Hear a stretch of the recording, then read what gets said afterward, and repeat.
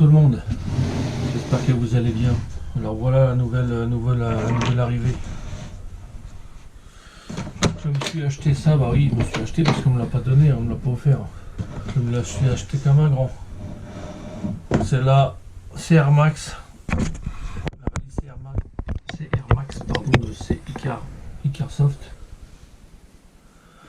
Quand vous allez l'ouvrir, vous allez avoir la notice d'utilisation en français. Et après celle-ci en anglais, mais celle-là peut rester au fond.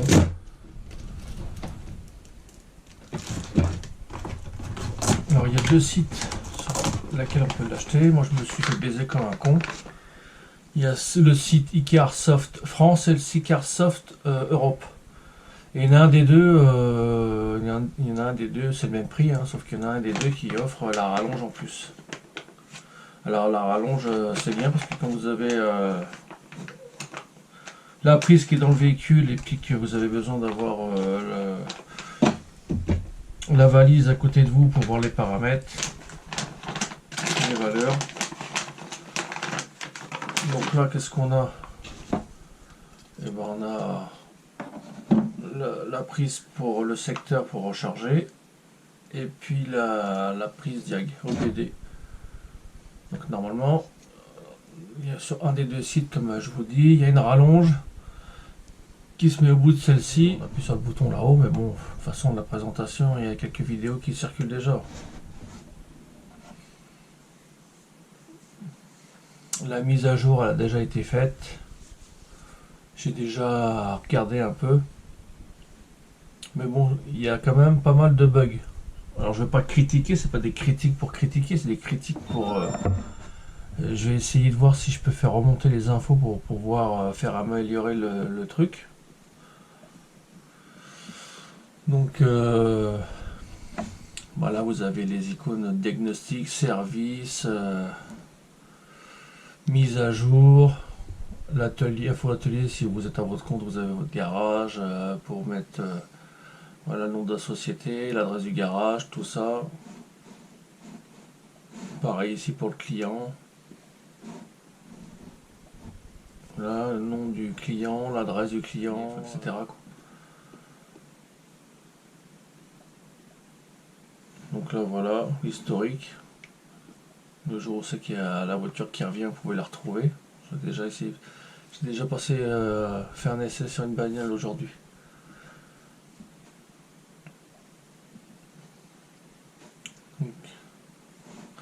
Diagnostic, bon, diagnostic, vous avez toutes les, enfin pas mal, beaucoup de marques, constructeurs. Donc là c'est pour faire un diagnostic complet, donc vous branchez, mettez contact et puis ça fait la lecture de tous les calculateurs.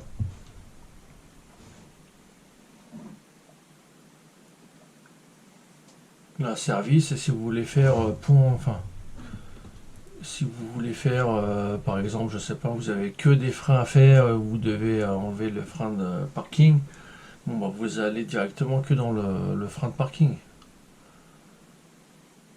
Voilà, donc vous trouvez Citroën, enfin les marques les plus courantes pour mettre la révision à zéro, l'huile, ici là. Donc ça c'est la direction, je suppose, la direction, alors des fois je sais pas trop, il faudrait que je lise un peu la notice, savoir si c'est la direction ou le parc assist, vous savez, pour les véhicules qui se garent toutes seules.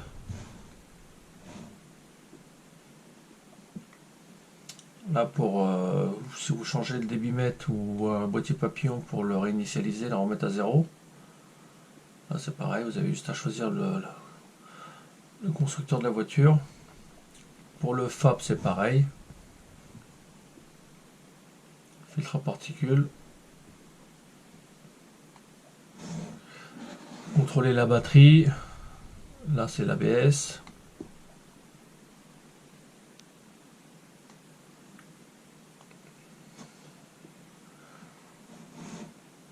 En même temps je suis en train de chercher là où il y a les bugs, où c'est que j'ai vu des incohérences. Là c'est un injecteur pour pouvoir retélécoder les injecteurs ou les reparamétrer. Donc là c'est pas là. Bon, je me suis intéressé à uniquement les françaises, hein, les marques françaises, plus précisément PSA. Donc là, je suppose que ça, c'est la gestion pour les détections de sous-gonflage. Là, au jour d'aujourd'hui, je pense que pratiquement tous les constructeurs en ont, pardon. Donc voilà, ça commence déjà. Là, vous voyez, je vois pas Citroën, je vois pas Peugeot, il y a Renault, il n'y a pas DS. Donc là, c'est déjà une première chose. La suspension pneumatique. Là, c'est pareil, Citroën, C4 Picasso première génération. Ils étaient équipés de suspension pneumatique à l'arrière. Quand vous les achetiez, c'était en option. Donc là, c'est pareil, je ne vois pas Citroën ni Peugeot, parce qu'il y a l'équivalent du C4 Picasso chez Peugeot.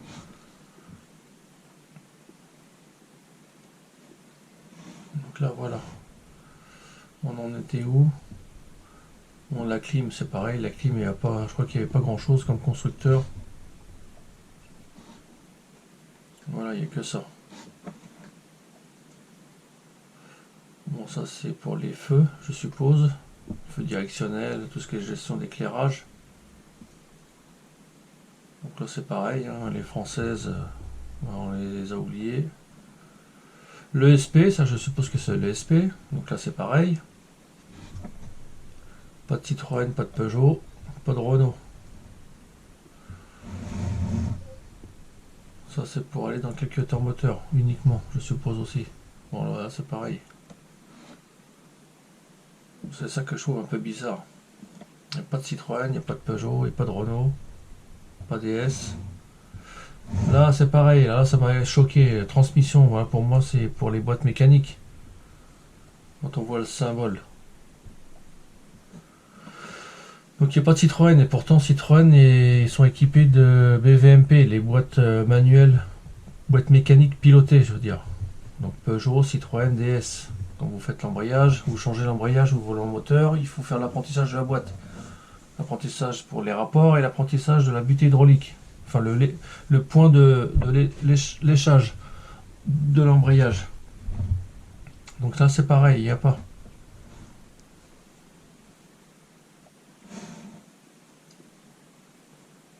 Bon, l'airbag, là c'est pareil, il n'y a que les Italiens qui ont le droit.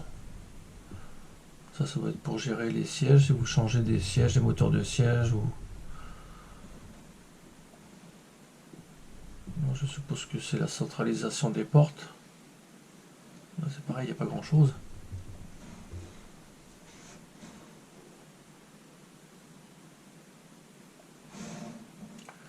Là, ça c'est pour la pompe à essence si vous voulez la faire actionner.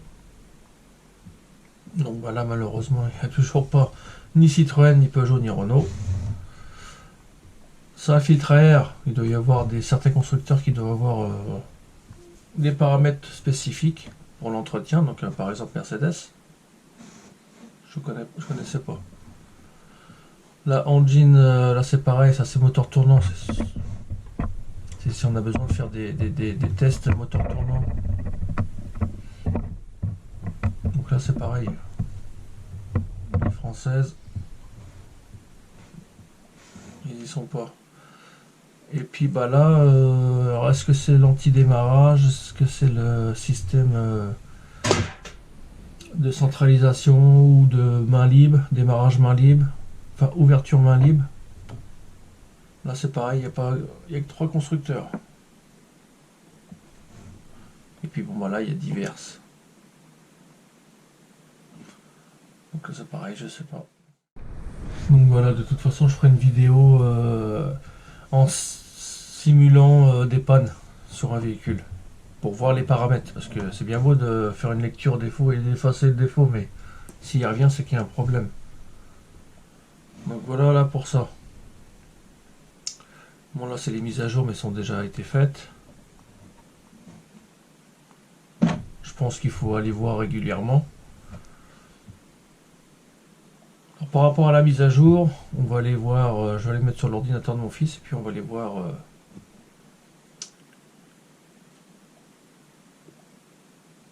parce que par rapport à la mise à jour, il y a des icônes qui se sont rajoutées. C'est pas mal ça par contre. Quand c'est bien, je le dis. Quand c'est pas bien, je le dis aussi. Donc voilà. Voilà les. Alors je sais pas si c'est des bugs, si c'est des oublis, si c'est exprès ou pas. On verra. Après là vous avez accès à tous les réglages. Unité, la langue.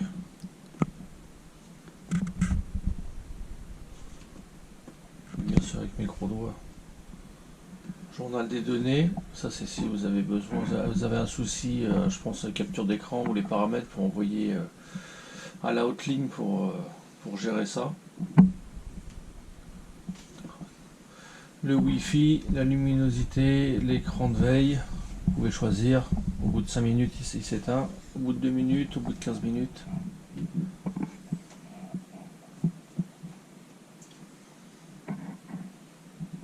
Après, les véhicules, vous pouvez les trier par ordre de fréquence d'utilisation ou ordre alphabétique. Là, vous avez paramètres système. Donc là, c'est là où vous pouvez gérer le réseau, la Wi-Fi, les applications, la batterie, le son, le stockage, le système. Enfin, il y a plein de choses, quoi. Là, vous pouvez revenir en paramètres d'usine. Si vous avez un problème avec votre appareil. Là, on change. Donc, on a les images. Voilà, sur les captures d'écran. C'est un P-code que j'ai fait qui marche pas. On va y aller là, on va y venir. Lecture. Ça, c'est tout ce que j'ai fait. Ça, c'est toutes les sauvegardes que j'ai fait des défauts. Ou c'est peut-être l'historique de la navigation que j'ai fait sur le véhicule. Bon, le manuel d'utilisation, il est dedans. Vous pouvez même faire des formations. Ah ouais, je pense que c'est ou c'est ma tablette qui déconne ou.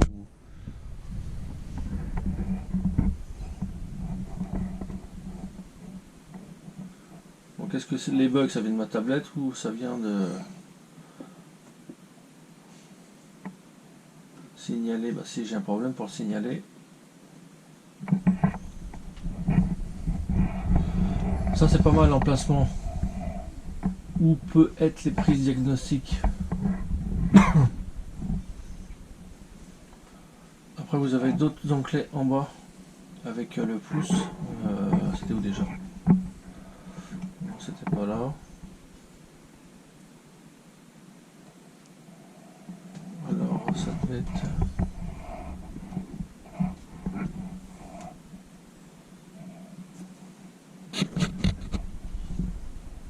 Là, pour se familiariser avec, ça met du temps, je vous le dis.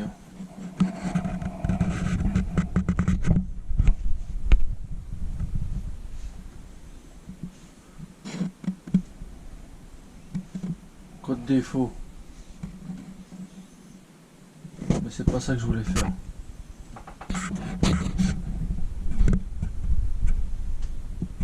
C'est pas ça que je voulais faire.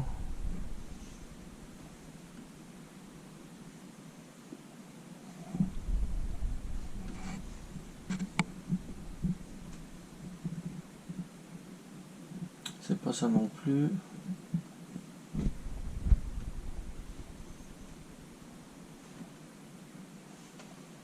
Ouais, c'est pareil, vous avez comme les portables, hein, vous pouvez retourner et retrouver ce que vous avez fait. Hein. Bon, c'est pas ça, ça m'emmerde. Raccourci. Voilà. Donc raccourci. Vous pouvez retrouver le vendeur. Voilà, ça marche pas aussi. Icarsoft US, si vous voulez commander d'autres produits, des rallonges ou un autre boîtier. Voilà, vous avez Google. Vous faire des recherches. Et nous, c'est OBD. Aldatar, c'était quoi ça déjà? Là, c'est pareil, il faudrait que je lise. C'est ce que c'est. Vous avez YouTube. Donc nous c'est ça qui nous intéresse. Là aussi il y a quelques bugs, quand même pas mal. Donc il y a les voitures, les camions, les bateaux, les motos. Motos il y en a quelques-unes. Donc nous ce qui nous intéresse, comme je l'ai dit au début, moi c'est Citroën. Donc qu'est-ce que j'avais vu comme bug? Voilà, c'est deux. Si vous voulez savoir où c'est la prise. Et malheureusement il y a quand même quelques problèmes. Là on est sur une conduite à droite. Et la prise jack elle se trouve pas ici. On va prendre C3. Les premières C3.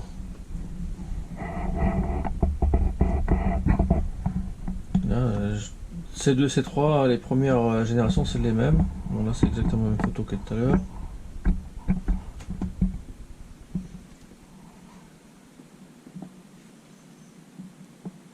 Voilà les C3, bah là c'est pareil, c'est une conduite.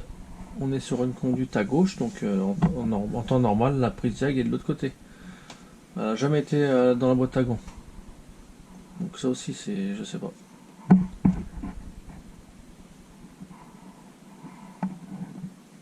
Ça c'est les dernières C3, dernière génération.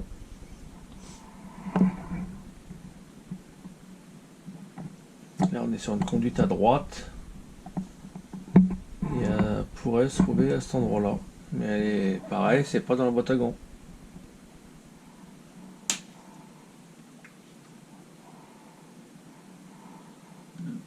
Quoi d'autre? C'est 4 Picasso. C'est 4 Picasso. C'est pareil, on est sur une conduite à gauche, donc la prise jack elle n'est pas là, c'est pas là sa place.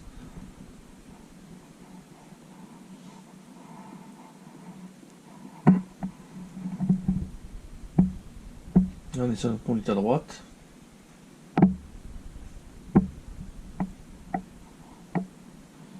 Et la prise jack elle se trouve pas ici, en temps normal, conduite à gauche, elle se trouve sous le volant. Il faut enlever le cache en plastique qui est en dessous. Et elle se trouve en dessous.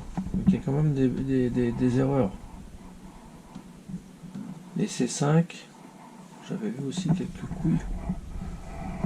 Voilà, comme ça le C5, c'est d'office la X7. Par contre là ce qui est pas mal, c'est que là il faut lever la coudoir centrale et après vous avez un petit plastique à lever. Ça c'est pas mal. Ils font là c'est bien vu là. Si on va dans la C6 c'est le même principe.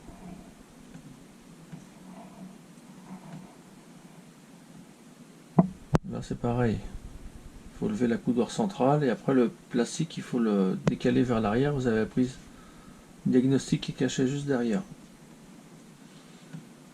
Pour le coup c'est bien.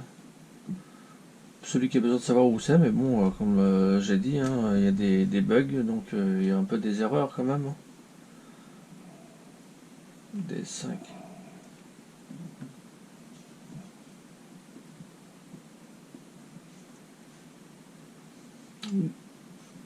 Voilà, c'est exactement pareil. Donc il faut lever la coudoir centrale et au fond vous avez pareil. En plus ils le font voir ici là. Il y a juste besoin de lever pour avoir accès à la prise diagnostique qui se trouve au fond.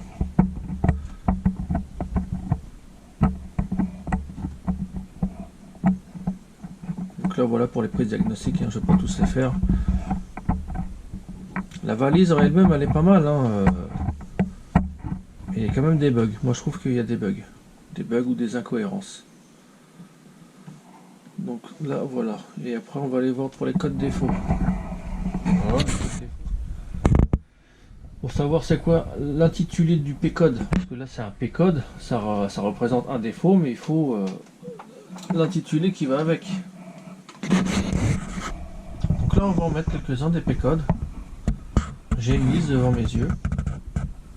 Des P-codes PSA. Alors on va mettre un défaut de régulation pression carburant. Donc P1138.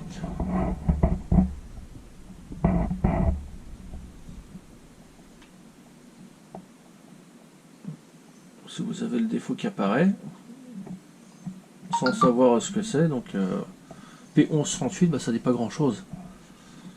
Donc là on va faire rechercher. Et voilà, impossible de trouver le code. Voilà, encore un bug ou un problème. Soit c'est ma valise qui déconne, ou soit c'est un bug interne, au logiciel ou une mise à jour.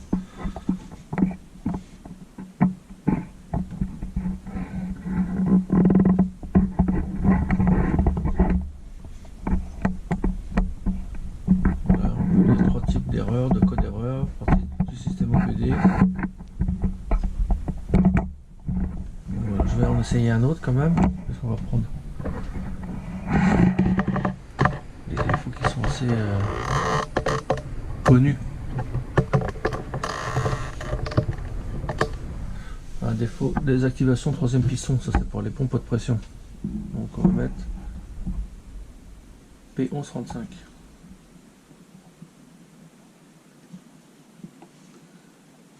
Impossible de trouver le code.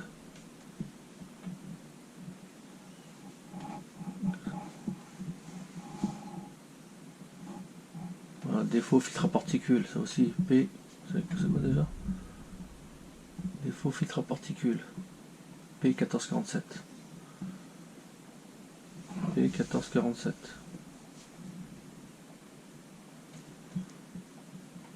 voilà, encore une fois.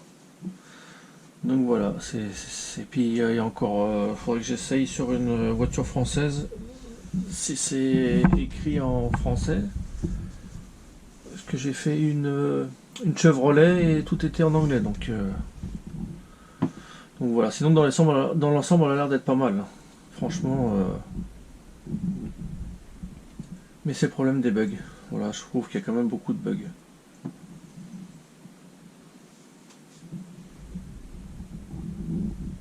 Ah, et puis c'est ça que je voulais voir.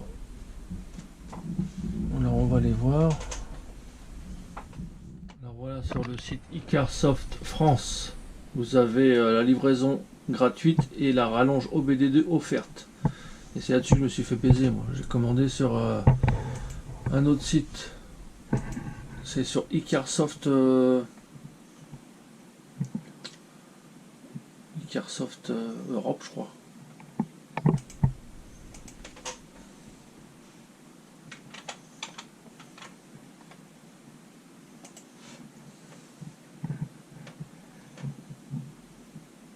Icarsoft France, Icarsoft Europe. Donc voilà, c'est sur celui-là que j'ai commandé. Il faut pas faire la même erreur que moi parce que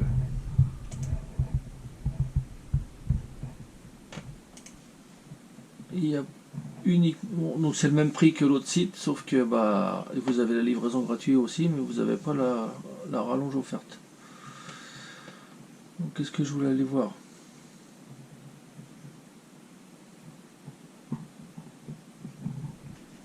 Ah voilà, tout ça. Je sais pas si...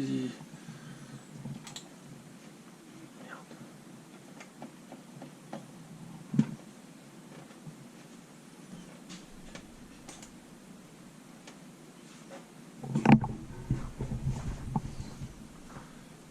Si, apparemment ils y sont. Ouais, il y a toutes.